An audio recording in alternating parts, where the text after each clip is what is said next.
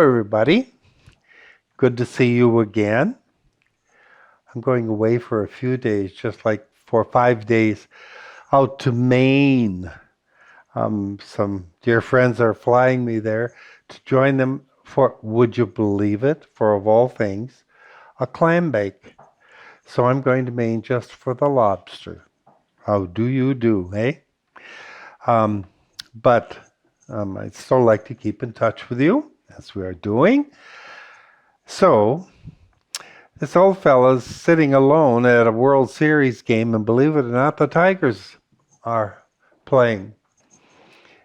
But there's a seat empty next to him, and one of the fellows in the stands comes down to join him. Says, "You mind? I've been watching the game with you. It's really exciting, but I see that you've been sitting alone. Is this your seat?" He said, "Well, yes, it is, but feel free, sit down." And the fellow asks him, "What's with?" He said, "Well, my wife and I always went to the Tiger games. We were faithful. We were diehards." And he said, "Finally, of course, we made it to the World Series, but we always had season tickets for the two of us."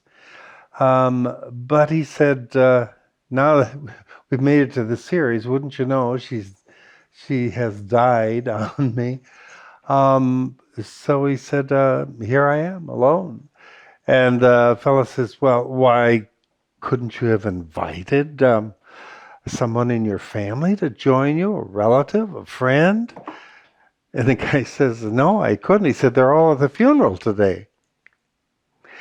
Now, that's not exactly the way we prepare for our deaths, but wouldn't you know that our summer readings are challenging us to do just that, to be looking at the end times of our lives and to ask ourselves if we are prepared, if we're ready.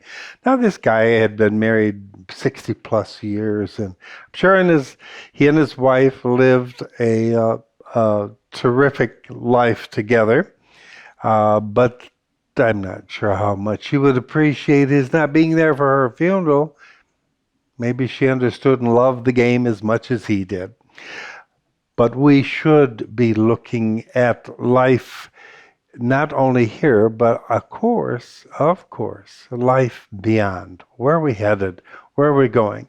And are we ready for, I like to think during the summer times of the eternal picnic, the great feast. We should be preparing ourselves with much love, with much self-giving, with much self-forgetting, with much of a forgiving heart and a patient heart, which segues me not so smoothly perhaps into saying thank you for being patient with our parking lot being installed. We might have a couple of weeks of it yet. Now, I'm saying this ahead of time. I probably am speaking out of turn, but it sure looks like it's going well. And the summer weather, God has been so good to us with that weather.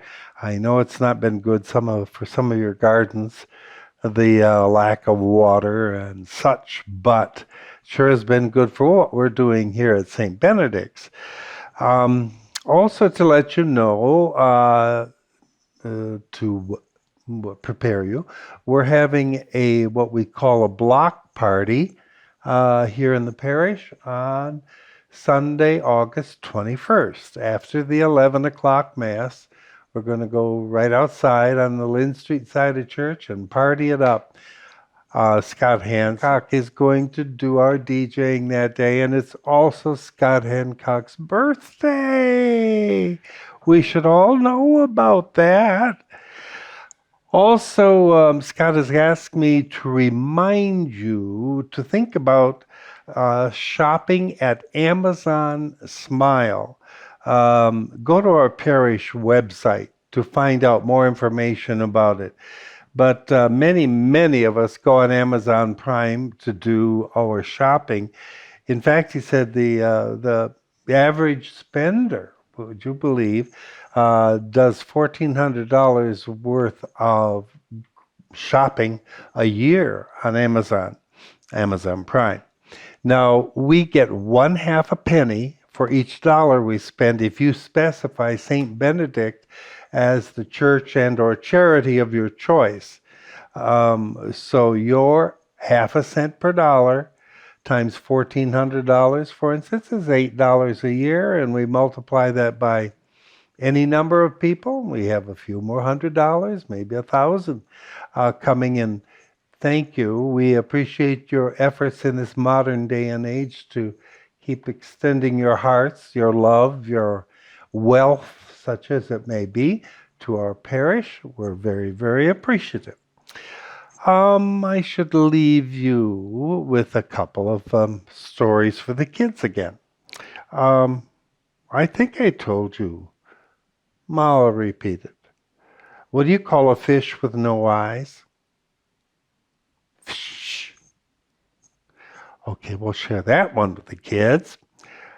What's gray, has 4 legs, and a trunk?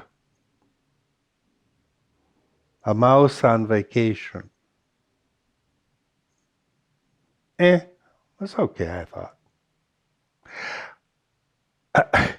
What do you call a pig on a leash?